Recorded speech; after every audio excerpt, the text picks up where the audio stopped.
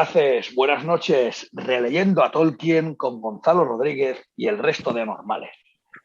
Vamos con Se abre la puerta negra, la mascarada de cumbre de paz de la Tierra Media. Por un lado tenemos a las fuerzas del bien, el combate por la luz, el cual se monta aquí su pequeño, digamos, de paripé político para ganar tiempo, para que el ojo que todo lo ve no vea lo que tiene que ver y vea lo que ellos quieren que vea. Y por otro lado, nos mandan al gran, ¿cómo os digo eso? La boca de Sauron, un hombre que ya era un humano, pero ha olvidado su propio nombre. Y viene aquí como heraldo y embajador de las fuerzas oscuras. Interesante también la parte de la novela que no habla de esto, sino que habla también de las estrategias militares, incluso de las otras guerras que puede haber, que hay. Acordaros también esos hombres que no se ven capaces y dicen, oye, mira, ir a tomar esto, que al menos vayáis con honor. Hay varias cosas importantes, ¿no? El que solo los valientes, solo the brave and the glory, son capaces de llegar a la puerta. Y bueno, y luego también comentaremos, como siempre, ¿no? Pues las diferencias con la película. La película solo aparece la boca de Sauron en la extendida, si no recuerdo mal, ¿no? Y aquí pues hay el enfrentamiento. Y encima le cortan la cabeza, si no me equivoco, creo que la extendida, creo que le cortan la cabeza. Bueno, pues aquí no. Y también interesante, ¿no? Interesante cuando, bueno, pues esta cumbre de paz un poco demascarada, pero que yo creo que las fuerzas del mal se la toman en serio, en plan, rendiros, todos para mí, me serviréis. Y muy interesante también, en Saruman, pero no habrá Saruman, habrá otra selección. Y dice, boca de Sauron pensando en sí mismo, ella se ve ahí sometiéndome a Tierra Media. Es interesante pues esas propuestas que hace el mal absoluto para la supuesta, bueno, pues rendición, ¿no? Pero también como el acojone que recibe boca de Sauron, ¿no? Que él es tan malvado y tan maloso, como un poco como Sauron, como Yara Melkor, son tan malvados, pero que tienen miedo al final, y son poderosos, nadie dice que no, pero tienen miedo de cuando soy un embajador, no me podéis hacer nada, se hace un poco como el sueco, y a eso me ha sorprendido, ¿no? Porque yo esperara que le cortaran la cabeza, como en la película, pues porque pues nos pasa mucho, que no recordamos y tal, y no sé qué, y no, él se hace el comentario ese de que soy un embajador, que tengo inmunidad diplomática, y doy paso a Gonzalo, ¿no? Para, bueno, para empezar un poco este pequeño debate. Es cierto, hay que decir que este capítulo es muy corto, pero como todo lo que hace Tolkien, pues muy interesante en su contenido. Y creo que es una parte importante que, a excepción un poco del concilio de Elrond, pero eran las fuerzas del bien entre ellas, aquí es la primera vez que, a excepción de que por las armas y con la dialéctica del puño y las pistolas, vemos a los dos bandos interactuar de manera, digámosle, más civilizada, entre comillas. Bueno, pues efectivamente es un capítulo breve pero muy interesante en el que vamos a ver esa embajada de las fuerzas de Gondor y ese emisario representante de las fuerzas de Sauron. La puerta negra se abre. Los hombres de Gondor, con Aragorn a la cabeza, pero también Gandalf, con algunos representantes eméritos de la Tierra Media. Pippin el que va, Merry, el otro hobbit es el que queda en Gondor, y con Gimli, con Legolas y un montón de hombres que marchan todos hacia Mordor. Fijaos que está claro que lo que se trata de aquí de hacer, tardan varios días en llegar, lo que se está tratando de hacer es efectivamente distraer. Es una apuesta desesperada, Marchan durante varios días, Mordor les sigue la pista, Sauron les sigue la pista, porque pretenden acercarse a las mismísimas puertas de Mordor. Que esto es lo que, de algún modo, creo que descoloca a Sauron, como diciendo, se van a meter en la boca del lobo. Bien, pues que vengan hasta acá. Entonces, de algún modo, ese acto desesperado es para liberar las tierras de Mordor de vigilancia de orcos, de vigilancia de Nazgûl, y durante varios días que Frodo y Sam puedan avanzar hacia el monte del destino. Fijaos que dice que Gandalf se había opuesto terminantemente a cualquier otra opción que no fuera esta. Dice, no solo a causa de los maleficios que pesaban sobre el valle, donde las mentes de los vivos enloquecían de horror, sino también por las noticias que había traído Faramir. Porque si el portador del anillo había en verdad intentado ese camino, era menester, por sobre todas las cosas, no atraer hacia allí la mirada del ojo de Mordor. Efectivamente, es una operación aparentemente desesperada, pero de distracción. Y es de distracción y va incorporando elementos interesantes mientras avanzan hacia allá. Recordar que conforme se van adentrando en las fronteras de Mordor, conforme tienen un primer enfrentamiento con orcos, conforme ven a un Nazgûl que desde lo alto les espía, ellos van pregonando por donde avanzan: los señores de Gondor han llegado, que todos abandonen el territorio o se sometan. Pero llegan a corregirlo. Se menciona que esa consigna la corrigen y dicen: el rey de Elessar ha llegado, porque es la verdad. Aunque no haya ocupado el trono, todavía está el rey retornado. Y eso hará pensar al enemigo, le hará preocuparse más. Así que no es ya los señores de Gondor han llegado, es el rey Elessar ha llegado. Que todos abandonen el territorio o se sometan. Es decir, están intentando, por decirlo así, echar un órdago a Sauron. Ahora, conforme avanzan, se van encontrando con la atmósfera oscura, devastada, inquietante y perturbadora de las tierras de Mordor. Entonces hay un momento muy interesante donde parte de la población que acompaña, parte de los guerreros que acompañan a Aragorn, son población de la Tierra Media, gentes sencillas, valientes, armadas, corajudas, pero que apenas conciben cuál es el nivel de maldad, de ofuscación, de oscuridad que genera Mordor, Sauron, que genera el mundo tenebroso del Señor de los Anillos. Entonces, era tal la desolación de aquellos parajes, tan profundo el horror, que una parte del ejército se detuvo amilanada, incapaz de continuar avanzando hacia el norte. Aragorn los miró, no con cólera, sino con piedad, porque todos eran hombres jóvenes de Rohan, del lejano Fold del oeste, o labriegos venidos desde Lolashat, para quienes Mordor había sido desde la infancia un nombre maléfico y a la vez irreal, una leyenda que no tenía relación con su sencilla vida campesina. Fijaos qué cosas, ¿eh?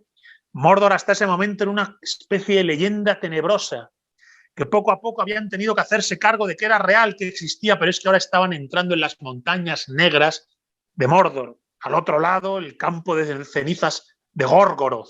Entonces, entiendo que en esas gentes sencillas, maldita sea, hay un temor sobrevenido insuperable. Pero Aragorn, dando muestras de su grandeza de alma, de lo que es la nobleza de corazón, les dijo: volved, pero tened al menos un mínimo de dignidad y no huyáis.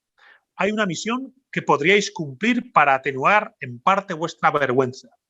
Id por el sudoeste, hasta Cair Andros, y si aún está en manos del enemigo, como así sospecho, reconquistadla, si podéis, y resistid allí hasta el final, en defensa de Gondor y de Rohan. Es decir, tiene una indulgencia, tiene una grandeza de alma, y le dice: no pasa nada. Entiendo que os acobardéis frente a las tierras negras y oscuras de Mordor, pero dar marcha atrás y continuar la guerra en la retaguardia. En todo caso, siguen avanzando y llega un momento magnífico en la novela, y es que llegan frente a las puertas de Mordor, esa especie de montaña murallada cuyo otro lado está el Monte del Destino, la llanura de Gorgoroth y el epicentro de la oscuridad. Entonces, los poderosos batientes de hierro de la Puerta Negra estaban herméticamente cerrados bajo la arcada hostil. En las murallas almenadas no había señales de vida. El silencio era sepulcral pero expectante. Había llegado por fin a la meta última de una aventura descabellada. Habían llegado por fin a la meta última de una aventura descabellada. Joder, marchan hasta las mismas puertas de Mordor. Entonces, claro, aquí hay un momento interesante porque dudan. Les han estado espiando mientras avanzaban, han tenido una pequeña escaramuza con unos orcos. Da la impresión de que Sauron, a través de los Nazgûl y de los orcos, ha querido testar a esa embajada, ha dicho, ¿qué está ocurriendo aquí? Salen desde Gondor y pretenden atacarnos. ¿Qué poder tienen? ¿Qué está pasando? Entonces les mide.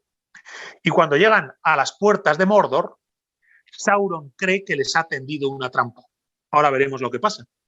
Y en realidad quien ha caído en la trampa es el propio Sauron.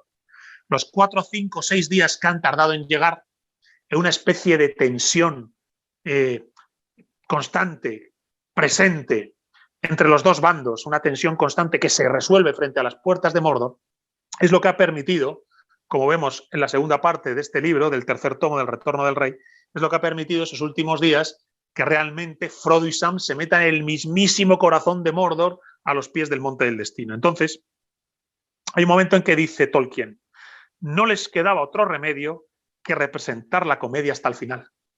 Es decir, la comedia de que venían allí a rendir a Sauron, sabiendo que era una acción completamente desesperada e imposible. No les quedaba otro remedio que representar la comedia hasta el final. Entonces dice, los capitanes cabalgaron hacia la Puerta Negra con una fuerte guardia de caballeros, llevando el estandarte y acompañados por los heraldos y los trompetas.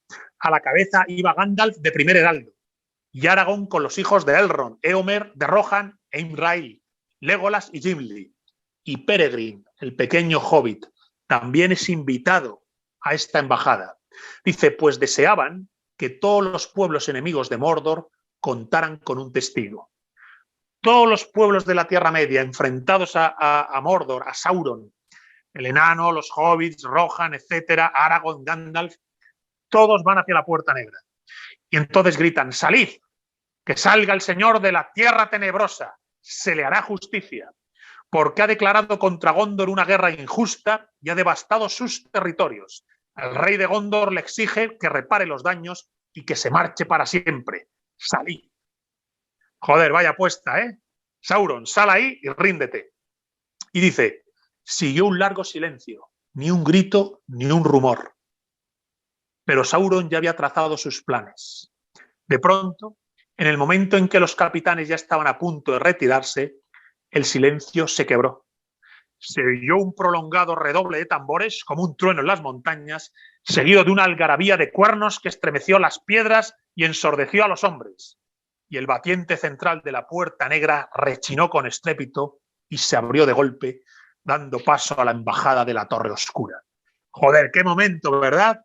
A los que amamos esta saga, cuando la puerta se abre y los emisarios de Sauron salen a reunirse en embajada, en negociación, con Gandalf, Aragorn, los hombres de Rohan, los hombres de Gondor, el Hobbit, el enano, Legolas el elfo, con un ejército que ha ido allí a exigir a Sauron que se rinda.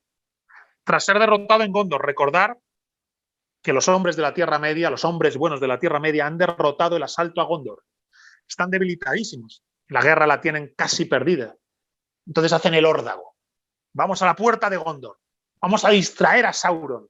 Que no preste atención a lo que puede estar ocurriendo dentro de su casa, con el pequeño Sam y el pequeño Frodo avanzando hacia el Monte del Destino. Y entonces aquí es donde entramos en lo realmente mollar de este capítulo, que es ese personaje realmente tenebroso, que es Boca de Sauron, y la negociación que tiene con Sauron, Gandalf y en parte Aragorn. Entonces, encabezando esa embajada, lo leo porque la descripción es muy interesante, dice, la encabezaba una figura alta y maléfica, montada en un caballo negro, si aquella criatura enorme y horrenda era en verdad un caballo. La máscara de terror de la cara más parecía una calavera que una cabeza con vida, y echaba fuego por las cuencas de los ojos y los hollares. Un manto negro cubría por completo al jinete, y negro era también el yelmo de cimera alta. No se trataba, sin embargo, de uno de los espectros del anillo. Era un hombre, y estaba vivo. Es un ser humano. El heraldo de Sauron es un hombre corrompido por Sauron. Le llaman Boca de Sauron. Incluso él mismo había olvidado su nombre. Su nivel de alienación, de esclavo vil y rastrero, de esclavo feliz de la oscuridad, le había llevado a olvidar su nombre. Claro, aquí se mete una cuña, que no lo desarrolla Tolkien, que hace referencia a los Númenoreanos negros. Recordar, los habitantes de Númenor se dejaron corromper por Sauron, lo cual provocó que las olas desde Valinor arrasaran la isla. Todo esto lo hemos comentado al hablar del Silmarillion, ¿lo recordáis? De hecho, subrayamos que la caída de Númenor es especialmente significativa de cómo funciona lo diabólico. Recordar que las fuerzas oscuras tienen la fase luciferina, donde se ofrecen como luz, la fase diabólica, es una falsa luz, la fase diabólica, donde la falsa luz provoca que se peleen entre sí hermanos, pueblos que deberían estar unidos, y finalmente la fase satánica, donde se muestra en toda su oscuridad y solo muestra destrucción y esclavitud. Obviamente Sauron está ya en la fase satánica, se le ve oscuro y negro, pero recordar que en el Silmarillion llega a fingir ser un hombre inteligente, sabio, gentil, pretende corromper a los elfos en Valinor, corrompe a los hombres de Númenor. Bien, pues estos númenoreanos negros son supervivientes de Númenor, pero de los que escaparon a la ola, no de los buenos que escaparon a la ola y de los cuales desciende incluso el propio Aragorn, sino que son hombres ya corrompidos por Sauron que llegaron a la Tierra Media y se incorporaron a sus huestes. Y entonces, bueno, pues veneraban a Sauron, pues estaban enamorados de las ciencias del mal. Habían entrado al servicio de la Torre Oscura en tiempos de la primera reconstrucción y con astucia, Boca de Sauron se había elevado en los favores del Señor y aprendió los secretos de la hechicería y conocía mucho de los pensamientos de Sauron y era más cruel que el más cruel de los orcos. Fijaos qué personaje, un hombre corrompido, en realidad un hombre endemoniado. Bien, pues llega el momento fascinante del capítulo, que es cuando llega la entrevista. Es decir, Sauron dice, ¿qué hacen aquí estos tipos? ¿De verdad creen que me voy a arrendar? ¿De verdad creen que porque haya reaparecido el heredero de Isildur, el Tar Aragorn, me voy a rendir? ¿De verdad creen que porque se haya forjado la espada y Gandalf les esté ayudando me voy a rendir? Entonces, fijaos lo que dice, en primer lugar, Boca de Sauron dice, ¿hay en esta pandilla alguien con autoridad para tratar conmigo? ¿Hay alguien en verdad con seso suficiente como para comprenderme? No tú, por cierto. Se dirige a Aragorn. Para hacer un rey no basta con un trozo de vidrio élfico y una chusma semejante. Se burla de Aragorn. Ahora, Aragorn no es un cualquiera.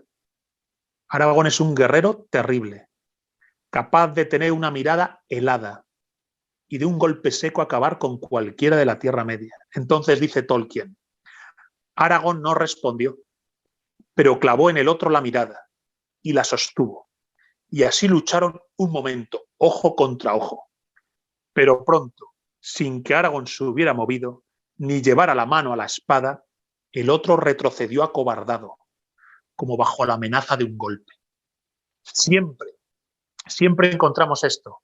En los seguidores de Sauron, en el propio Sauron, por supuesto en Melkor, padre de todos los males, o en Boca de Sauron, la cobardía. Son cobardes.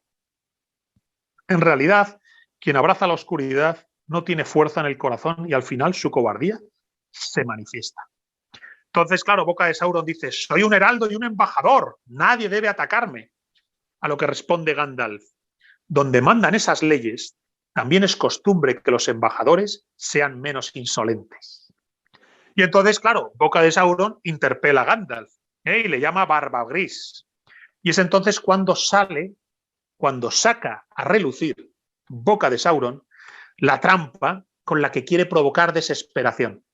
Recordar que una de las claves que hemos visto en el Silmarillion y que hemos visto en El Señor de los Anillos es cómo las fuerzas del mal en parte avanzan y progresan, propiciando desesperación en sus contrincantes. Melkor quiere hacer desesperar a los hombres de Beleriand, de la Tierra Media. Sauron hace desesperar al propio Saruman, que cree que no se puede ganar y acaba pretendiendo unirse a él o sustituirle. Y por supuesto el rey de Gondor, el senescal de Gondor, ¿verdad? Cuando Gandalf le dice, no tienes derecho a desesperar. Bien, pues aquí es donde pretende hacerles desesperar. Y Boca de Sauron dice, traigo conmigo testimonios que me han encomendado mostrarte, a ti en particular, se refiere a Gandalf, si es que te atrevías a llegar hasta aquí.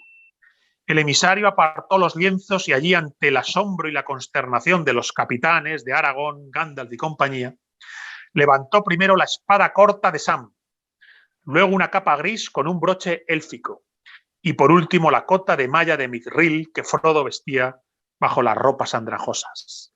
Hostias. Habían perdido la última esperanza, ¿verdad? La espada de Sam, la capa con el broche élfico e incluso la cota de malla. Obviamente, ¿esto de dónde sale? ¿De dónde aparece esto? Aparece porque cuando Boca de Sauron se entrevista con Gandalf, recordarlo, leímos el capítulo, los pobres hobbits, Frodo y Sam, ya han peleado con la araña, pero después han quedado presos en una torre de orcos, de la cual consiguen escapar. Consiguen escapar, pero pierden la cota de malla, la espada y demás. Conservan el anillo, pero lo demás lo pierden. Claro, Sauron no sabe muy bien qué pintan ahí esos hobbits. No sabe qué pintan unos hobbits con una cota de malla élfica en Mordor, pero sabe que deben ser valiosos, si no, no hubieran sido enviados hasta Mordor. Entonces pretende hacerles desesperar. Y a la cabeza pensante de las fuerzas del bien, que es Gandalf, le dice: aquí tienes tu plan. Tus espías, entre comillas, que me has mandado, los he pillado y les tengo conmigo. Tu plan no va a funcionar. Entonces, claro, al ver esas prendas hobbit, daría la impresión de que se ha perdido la esperanza. Y Pippin se desespera.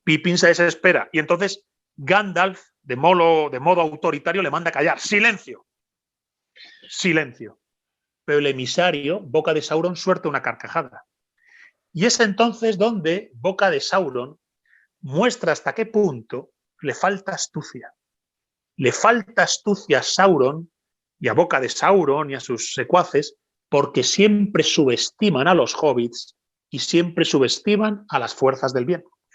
¿Qué es lo que dice Boca de Sauron después de mostrar la cota de malla de Frodo? Dice: así que tenéis con vosotros a otro de estos trasgos. Se refiere a Pippin. Cuando Pippin se ha enfadado, Boca de Sauron le ve y entonces dice: así que tenéis con vosotros a otro de esos trasgos, refiriéndose a un hobbit como si fuera un trasgo. Dice: ¿qué utilidad les encontraréis? No lo sé. Pero enviarlos a Mordor como espías sobrepasa vuestra inveterada imbecilidad. Fijaos lo que les dice.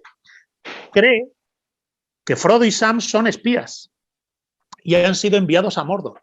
Y entonces dice: otro de esos trasgos, desprecian a los hobbits. Recordar que Sauron desprecia a los hobbits en la Guerra de la Tierra Media. Ni siquiera se plantea hacer un anillo para corromperles. Y entonces dice: ¿qué utilidad les encontraréis? No lo sé. Pero enviarlos a Mordor como espías sobrepasa vuestra inveterada imbecilidad. ¿Qué es lo que demuestra con este comentario Boca de Sauron, el propio Sauron? ¿Qué es lo que demuestra? Que no tienen el anillo, que no les han cogido, ¿os dais cuenta? Que puede haber pasado algo con Frodo y Sam, pero que el anillo único no está en manos de Mordor. Desvelan que la situación, por decirlo así, que la partida sigue abierta. Que si el objetivo es destruir el anillo todavía está potencialmente en vista de ser destruido. Sauron no se ha hecho con él. Claro, aquí, bueno, pues Boca de Sauron les va a decir: todo esto que hemos encontrado de esta gente en la comarca, Boca de Sauron dice que la comarca es territorio de ratas. Dice: estas son pruebas de una conspiración. Dice: si este espía que hemos cogido, si estos trasgos, si estas ratas de la comarca son valiosas para vosotros, dice, decidlo deprisa. Dice: con el poco seso que aún os queda, porque Sauron no simpatiza con los espías y el destino final de este depende ahora de vosotros. Y es entonces que, claro, al ver la reacción, la consternación de Gandalf, del otro hobbit, de Pippin, del propio Aragorn, es cuando Boca de Sauron cree que va ganando. Y dice: magnífico, magnífico. Veo que era alguien muy querido. Pues bien, ha fracasado. Y ahora tendrá que soportar el lento tormento de los años. Tan largo y tan lento como solo puede conseguirlo nuestros artificios en la Gran Torre. Ya nunca más será liberado, salvo tal vez cuando esté quebrado y consumido. Y entonces irá a vosotros y veréis lo que le habéis hecho. Todo esto ocurrirá ciertamente, a menos que aceptéis las condiciones de mi señor. Sauron pretende chantajearles. Si no queréis que vuestro hombre valioso, vuestro hobbit valioso, que dice que ha cogido, claro, Gandalf no sabe si lo ha cogido o no, lo que sí sabe es que el anillo no lo tiene. Dice: si no queréis que lo torturemos infinitamente, me tendréis que responder a mis condiciones. Y entonces Gandalf, que le describen aquí con voz firme, pero con angustia en el semblante, le dice, di esas condiciones. Como si estuvieran rendidos. ¿Cuáles son esas condiciones? Para salvar a Frodo y a Sam. Y entonces fijaos que las condiciones, bueno, las conocéis, ¿no? La Tierra Media para Sauron. Hay un territorio entero que va a quedar bajo el gobierno de Sauron, pero es que después se va a reconstruir la Torre de Saruman, la Torre de Isengard, y a la Torre de Isengard va a ir a gobernar Boca de Sauron. Y desde allí va a controlar Rohan y va a controlar la comarca.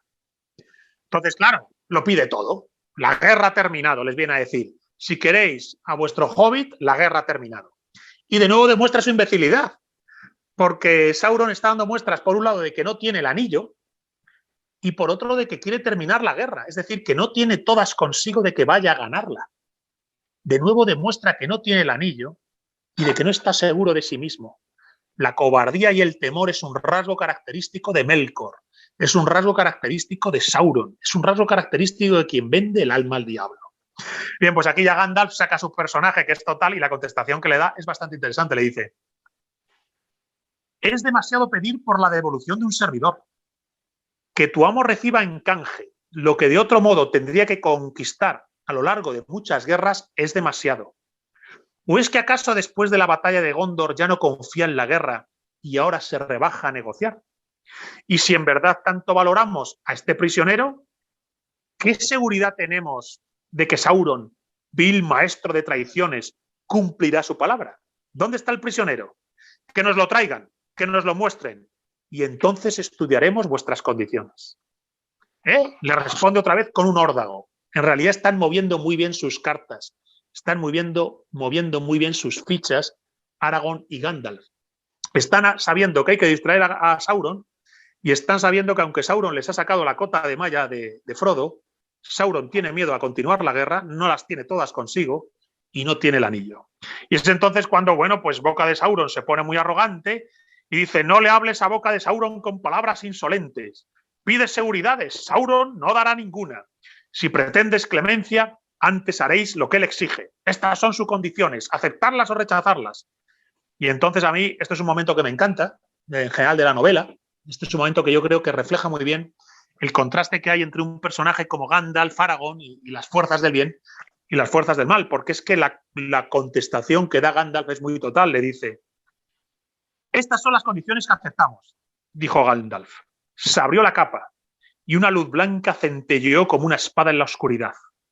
Ante la mano levantada de Gandalf, el emisario retrocedió y Gandalf dio un paso adelante y le arrancó los objetos de las manos, la cota de malla, la capa élfica, la espada, y dijo, lo llevaremos en recuerdo de nuestro amigo, y gritó, en cuanto a tus condiciones, las rechazamos de plano. Vete ya, pues tu misión ha concluido y la hora de tu muerte se aproxima. No hemos venido aquí a derrochar palabras con Sauron, desleal y maldito, y menos aún con uno de sus esclavos. Vete. Gandalf no acepta componendas de ningún tipo. Le advierte que va a morir, que ha venido a derrotar a Sauron y que su tiempo se acaba. Y es entonces, bueno, pues cuando ya se abre la puerta, lo sabemos, los tambores redoblaron y pretende, bueno, pues mediante una carga masiva que supera en número, en ingente número a las fuerzas de Aragorn, Gandalf y compañía, desbordar a las fuerzas del bien y destruirlas. Y entonces parece que todo está perdido. Parece que todo está perdido y es cuando, bueno, pues Pippin dice que, bueno, morir cuanto antes será la opción. Empuña su espada y piensa que fue forjada a propósito para un momento como este. Y bueno, se dice a sí mismo, destruiré unos cuantos de esta ralea maldita antes del fin. Y es entonces cuando, bueno, pues tiene opción de matar a un troll. Ojo, en esta batalla tremenda, donde cargan los trolls, tiene ocasión de en un despiste clavar la espada en un troll y matarlo.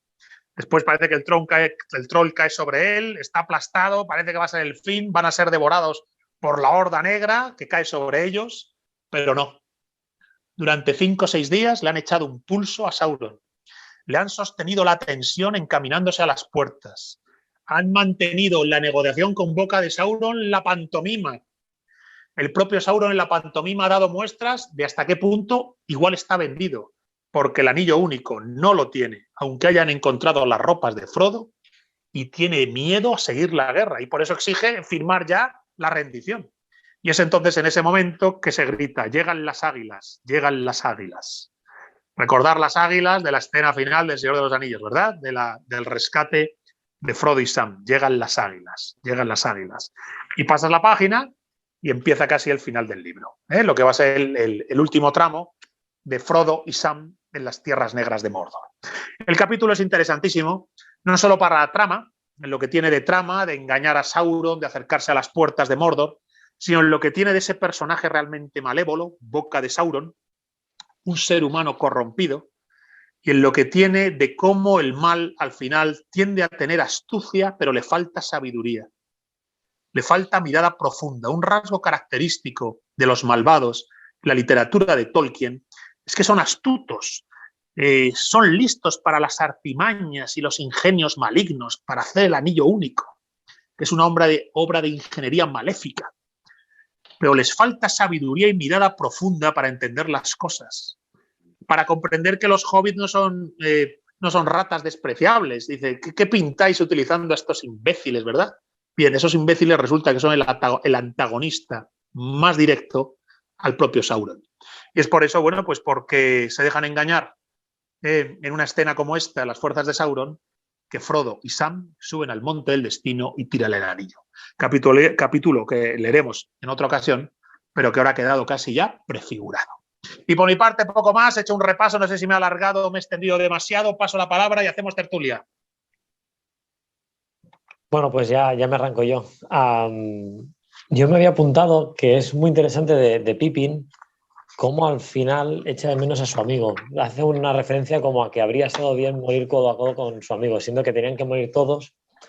Y supongo que es algo que, bueno, claro, yo no he vivido nada parecido, pero cuando estás ahí viendo el final, supongo que rodearte de los tuyos debe ser la mejor forma de llevarlo.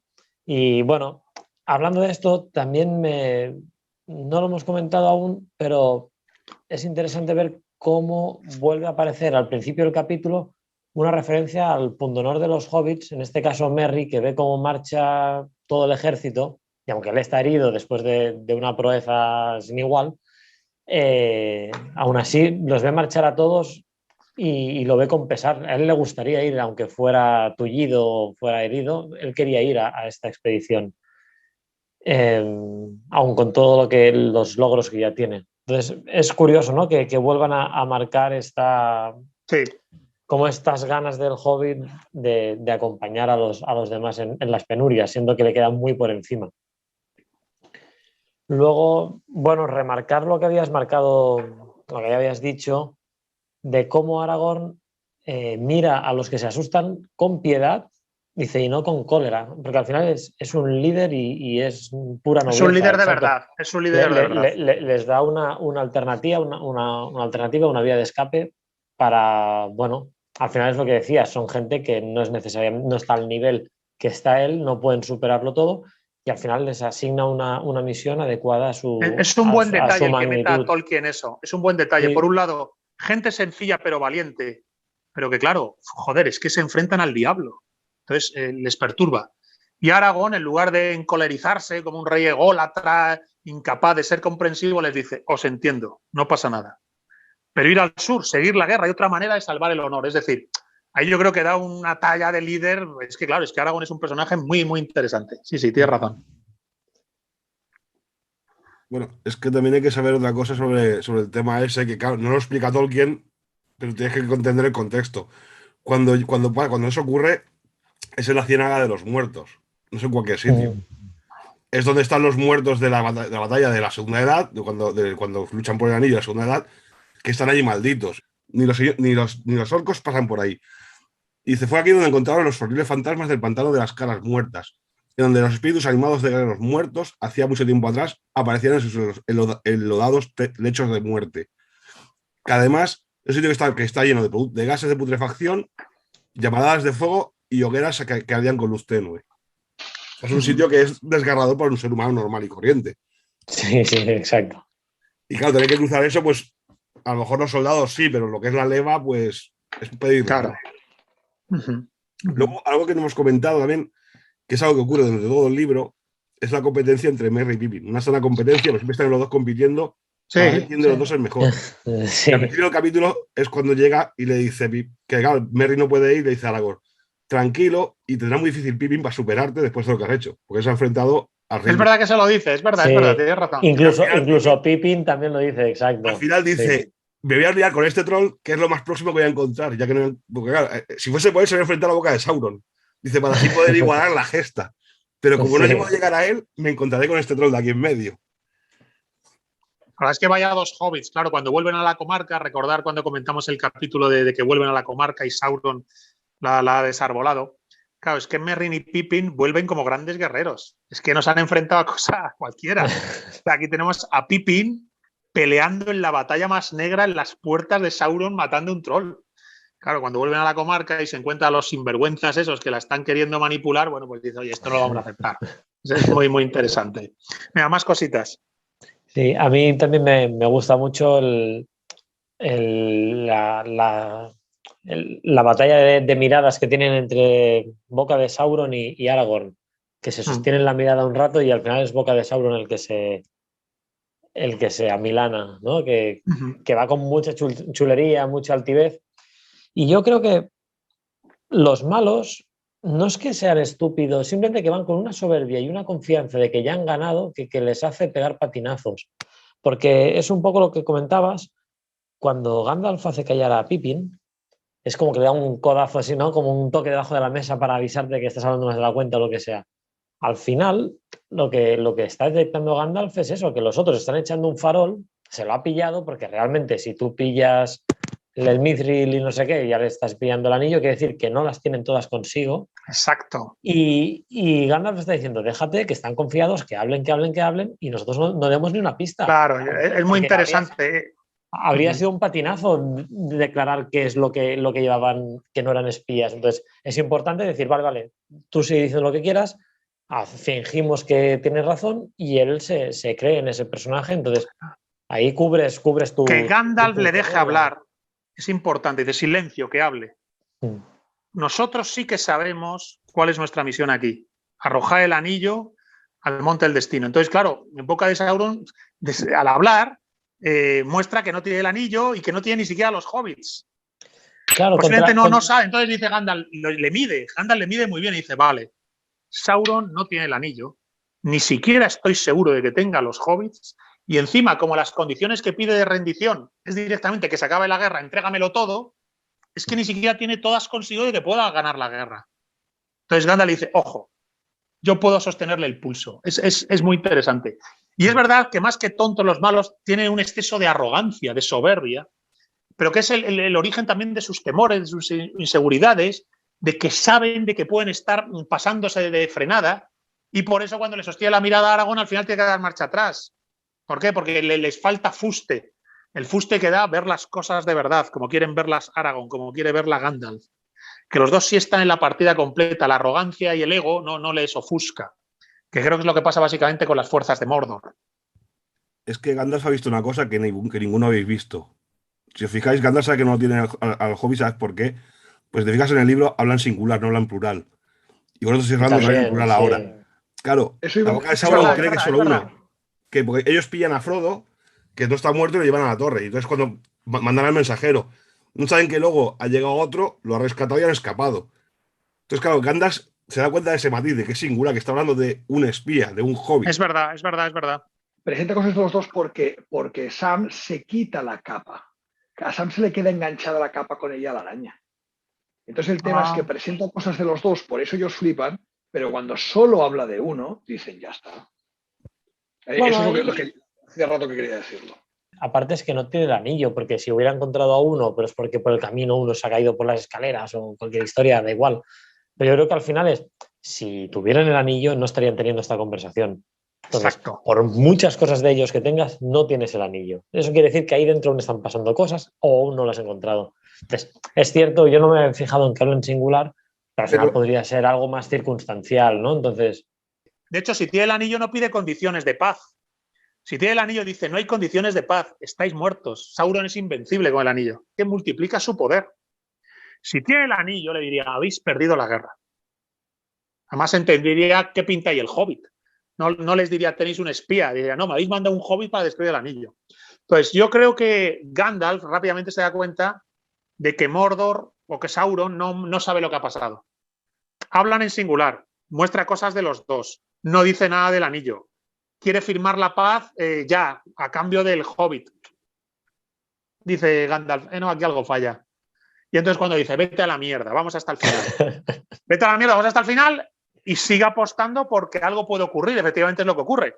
¿Por qué? Porque durante 5 o 6 días se han ido marchando hacia las puertas de Mordor. Y mientras avanzaban, recordar que Tolkien señala cómo Sauron les va observando, los orcos, el Nazgûl, es decir, les va mirando dónde van. Están atentos a qué movimiento hace. Y hasta que le dice, joder, que vienen a buscarnos a la puerta. Claro, esto es un movimiento muy audaz. Hay que reconocer que es una decisión muy audaz, estratégicamente muy audaz. Es decir, no esperamos a Sauron reforzando los muros de Gondor. No nos acantonamos en Gondor a la espera de la ola negra. Vamos directamente a la puerta. Porque esto no se lo va a esperar, le va a chocar, le va a obligar a pensar y reformular qué hace, y mientras le choca, piensa y reformula, yo me la juego porque si Frodo no tira el anillo a la grieta del destino, nos van a pasar por encima como una pisonadora, pero mientras yo hago eso, Frodo puede cruzar la llanura de Gorgoroth y plantarse al pie de los montes del destino porque no hay nadie allí.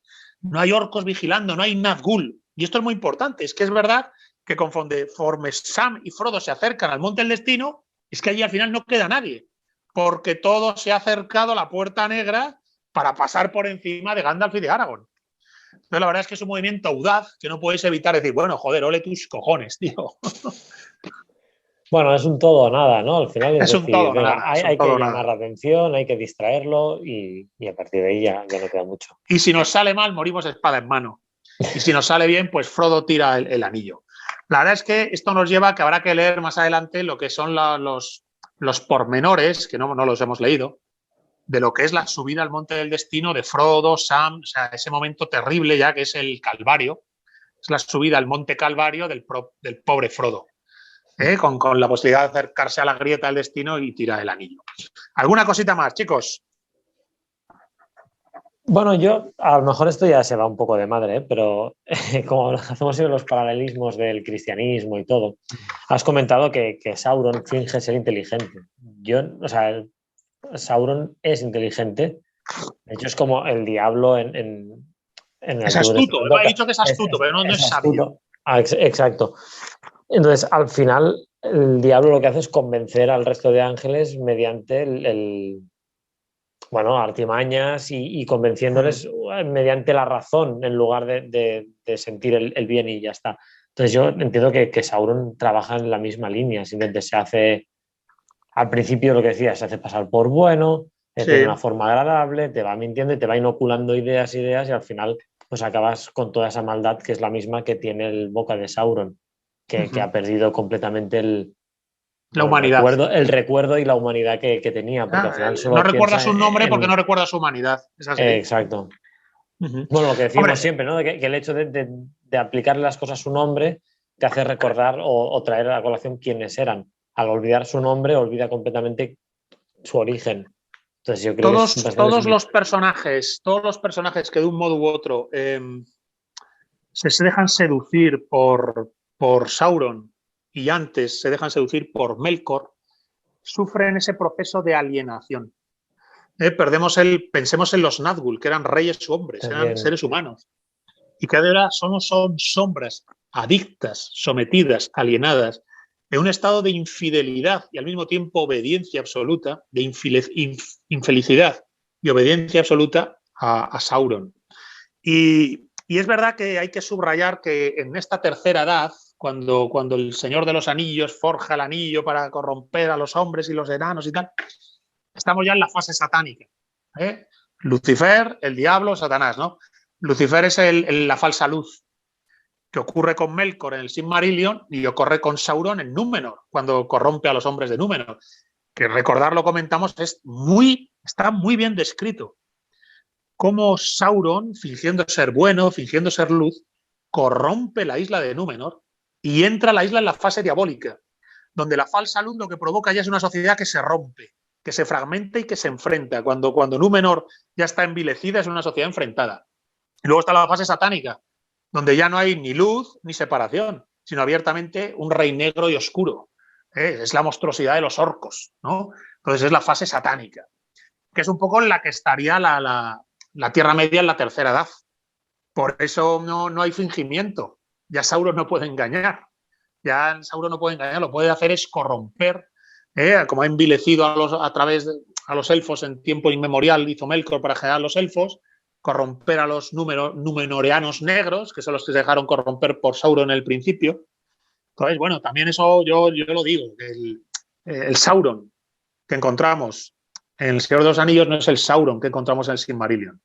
El del Silmarillion es entre luciferino y diabólico y este es abiertamente satánico. Luego también podemos hacer como aquel capítulo que hablamos de los orcos, de que aquí a los pobres humanos libres tampoco les cuentan ni la mitad. Claro, muchos generales dicen, no, vamos a atacar Minas Morgul, que está aquí cerca y es un bastión del mal.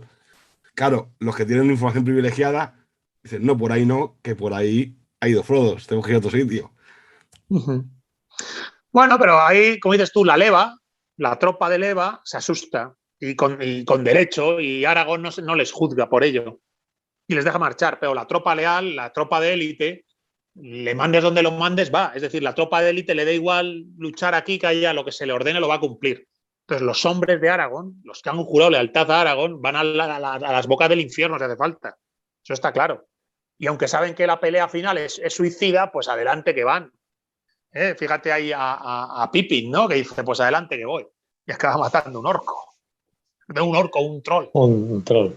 Y luego hay un tema que es interesante en Minas Morgul, que es, fijaros, que al final no se atreve, como los hombres enloquecen por el poder, aunque comprueban que creen que no hay nadie, solo van a Aragorn y Gandalf, destruyen el puente y queman los campos de alrededor.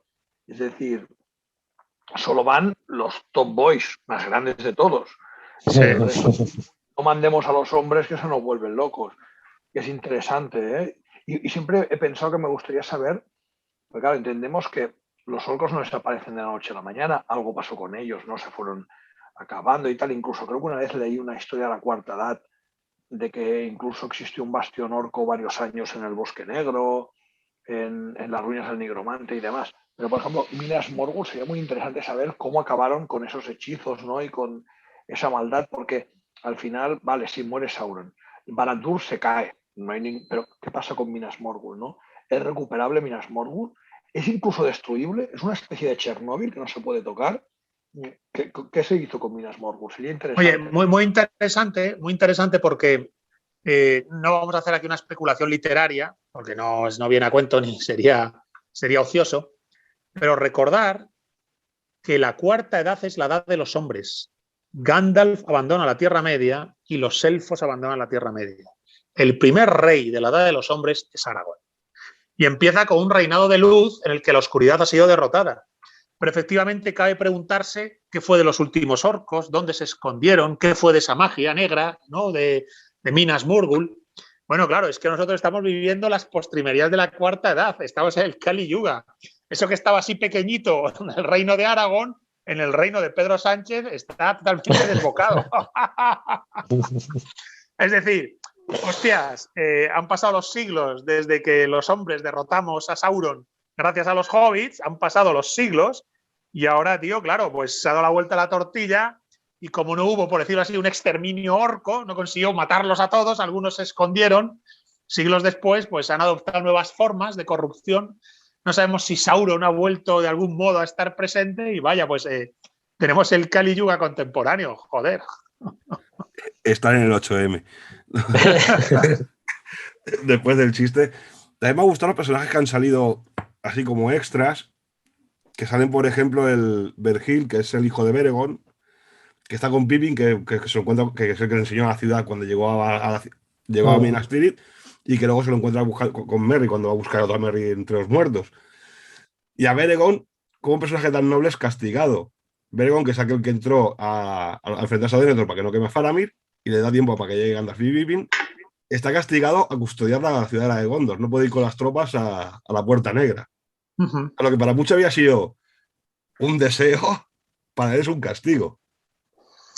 Bueno, a ver, es que los valientes quieren estar en las grandes ocasiones, joder. Aunque con ello pierdan la vida, pero si ganan la gloria mediante el ejercicio del honor y el valor, qué mejor destino que este, la muerte triunfal. La verdad es que, habiendo comentado el Silmarillion, hicimos muy bien en hacer aquel repaso que algún día habrá que repetir, ¿verdad? Hicimos un repaso total del Silmarillion, comentando, porque desde lo que nos enseña el Silmarillion, el Señor de los Anillos se ve con mucho más calado y se entienden mucho más las posibilidades de enseñanza, de interpretación, de claves que da el Señor de los Anillos, ¿no? Cuando lo ves desde el ángulo del Silmarillion. Y ves a ese Sauron que en realidad habría que hacerse cargo de que en esta tercera edad el Sauron contra el que lucha Aragorn y Gandalf es un Sauron hasta cierto punto en decadencia y herido. No es tan poderoso como cuando corrompe a Númenor, ni tan poderoso como cuando es la mano derecha de Melkor. En la primera edad, recordar, en la primera edad es mano derecha de Melkor. Entonces, esto también te permite entender cómo la Tierra Media produce, por decirlo así, es una guerra que produce un desgaste en los hombres, en los orcos, en los ángeles caídos, en lo que son los diablos, como el propio Sauron. Y a partir de ahí, bueno, pues esa especulación que se ha planteado, ¿no? Terminada la tercera edad, empezado el reino de los hombres, empezado en un momento de luz, el reino de Aragorn. ¿Qué ha pasado durante todo este tiempo? Que las fuerzas del mal parece que han vuelto y han vuelto a corromper a los hombres, joder. Y luego Por también... cierto, he consultado y Minas Morgul fue arrasada por orden del rey Elessar y nadie pudo vivir en el valle de Morgul y pone que nadie vivía en el valle de Morgul largo tiempo, nada más se sabe. Perdón por el intercambio. Elessar es Aragorn. Bueno, pues también hablar de la redención de Mablung. Mablung es el Montaraz de las tropas de Faramir que captura a Frodo y a Sam con Gollum cuando se lo entrega a Faramir. Luego, como redención, es el que tenderá la trampa a los Caladrim y a los orcos cuando les quieren hacer emboscada a ellos. Qué bueno, es verdad. Que además es en el mismo sitio. Qué bueno, es verdad, es verdad. Es verdad que se señala, es verdad, que se señala que es el mismo sitio. Sí, sí. Yo vi que era el mismo sitio, pero no me acordaba del personaje. Porque aparecen tantos personajes que no tenía controlados por las películas. Qué bueno, oye, qué buen detalle ese de Tolkien, ¿no? Sí, sí. Le redime, ¿no? El que caza a los hobbits, el que luego dirige contra la emboscada orca la batalla. Qué bueno. Qué bueno. Lo que comparándolo con las pelis, echo de menos que le corten la cabeza en el libro también a boca de Sauron, ¿eh? Porque sí, prefieres que le decapite Aragorn, ¿no? Que le mete el tajazo. Es como en 300 cuando tiran ese al pozo, ¿no? O sea, un tío que te viene con esa chulería, venga ya, toma por culo. Venga, yo creo que no puedes evitar, entiendo en la novela que Gandalf le quiere decir, vete si vas a morir. Pero es verdad que dan ganas de que Aragorn le hubiera metido un estacazo por esa arrogancia, esa chulería idiota. Pero vamos, que cualquier siervo de Sauron en el pecado lleva la penitencia. Madre mía. Olvidar tu nombre para ser solo boca de Sauron. Joder. También es un poco ver el hecho del recuperar las reliquias, ¿no? Les importa una mierda boca de Sauron. Ellos dicen, mira, si ganamos, ganamos, y si no, ya lo mataremos, y si no, estamos aquí para hacer perder el tiempo. Pero al menos recuperar las reliquias, que unas malas puedes... ya no solo por el poder que tienen, sino por quién las ha llevado, ¿no? Han estado en contacto con los grandes héroes. Pase para bien o pase para mal, destruyan, por ejemplo, el anillo y mueran, que podría pasar. Es muy factible, ¿no? Pues tienen las reliquias de los hobbits, exacto, qué bien pensado, claro. Sí, o sea, se las das a uno con el caballo más rápido y que se vaya para tierra más segura. Sí, y que se haga un santuario en Gondor con las reliquias de los héroes, de los hobbits que cruzaron Mordor, exacto. Sí, pero incluso aunque perdieran, son de gran poder. Pero aunque ganaran también, porque no sabes si van a sobrevivir. Entonces, ellos piensan mucho más allá. Tolkien, como católico, le importa una mierda matar al soplapollas de boca de Sauron, pero en cambio, lo otro sí que puede generar un bien. Entiendo que el gordo sudoroso de Peter Jackson, pues quiso hacer algo más comercial y para que los pringaos lo entiendan, que es cortar una cabeza. Peter Jackson, tú fíjate que hizo una primera película muy buena, la segunda un poco más regular y la tercera muy buena. pero luego fíjate qué basura hizo con el Hobbit, tío, qué pedazo de mierda de películas. Y ahora ya la serie, que cada vez que van llegando noticias de la serie no puedes sentir más vergüenza ajena. Madre mía, qué pedazo de mierda. Bueno, chicos, pues yo creo que está todo listo. No sé si tenéis al comentar alguna cosa más. Me gustaría comentar algo más, que es sobre esta geopolítica que tienen ellos, que me ha hecho mucha gracia lo de la boca de Sauron, que es muy de potencia mundial aquí en el mundo actual, que es, gobernamos, vosotros os desarmáis y os tenemos controlados. O sea, Sí, que les dice eso, exactamente. Sí. Podéis gobernar vuestras cosas, pero os tenéis que desarmar. Le llega a decir, podréis estar al cargo de vuestras cosas, pero estaréis desarmados y quien gobernará por encima, en los términos generales, seré yo desde la torre de Isengard. Que me la Es verdad, reconstruyeron. hay un territorio que queda ya totalmente en Sauron, en mi país, me lo incorporo. Y vosotros, aparte, los que no queréis incorporados, quedáis desarmados y sometidos a mi autoridad. Y gobernáis vuestras cosas de andar por casa. Pero para todo lo demás, estáis bajo mi égida. Bueno, esto es un poco como estamos viviendo a día de hoy, vaya. Yo también, ahora se me ocurrió también el hecho de que vayan con esta confianza los malos, es que es como un Barça o un Madrid jugando contra uno de segunda regional. Se van tan confiados que se creen que solo por el vestido que llevan, por la camiseta que llevan, el otro ya se va a acojonar y se va a milanar. Y yo creo que juegan mucho todo el tiempo con eso. Y es por eso cuando Aragorn se destapa y va y ataca de frente, lo dijimos en el Sendero de los Muertos, ¿verdad? Que él se presenta y ya Sí. le dice antes. Dice, soy rey, soy rey, soy el rey. Y ya está. Y entonces ahí es cuando descoloca un poco a los malos, a Sauron y compañía. Pero realmente los otros iban con la confianza de decir, bueno, es que hagamos lo que hagamos, los otros siempre están a la defensiva escondidos y nosotros vamos a ir con la chorra fuera que los vamos a ganar porque no, solo con vernos ya se acojonan. Entonces yo creo que al final es cuando empieza Boca de Sauron con esa actitud y lo desarman enseguida lo destartalan porque realmente no tiene empaque para resistir esa afrenta uno a uno. La actitud de Boca de Sauron demuestra que los malos pueden tener astucia, pero no tienen profundidad. Fíjate que Boca de Sauron podría haber llevado la conversación para saber exactamente quién era ese hobbit. Y no lo hace. Directamente pretende burlarse de ellos y desesperarles. Cuando podía haberse guardado la carta de la desesperación y tratar de saber qué es eso que tiene. Ten en cuenta que tienen la cota de malla, pero no le han cogido al Hobbit. El Hobbit se les ha escapado. Siguen dudando de ese tío, ¿qué era eso que hemos encontrado? Entonces, en lugar de querer saberlo, le lleva la arrogancia, la chulería, el ego al final. Entonces, ahí es donde muestran la necedad. Es como esa especie de estupidez inteligente, lo llamaba Julius Evola, estupidez inteligente. Es decir, hay una inteligencia para artimañas y astucias, pero una estupidez de fondo para ver con calado las cosas de la vida. Bueno, Montaraces, nuestra hoguera virtual llega al final.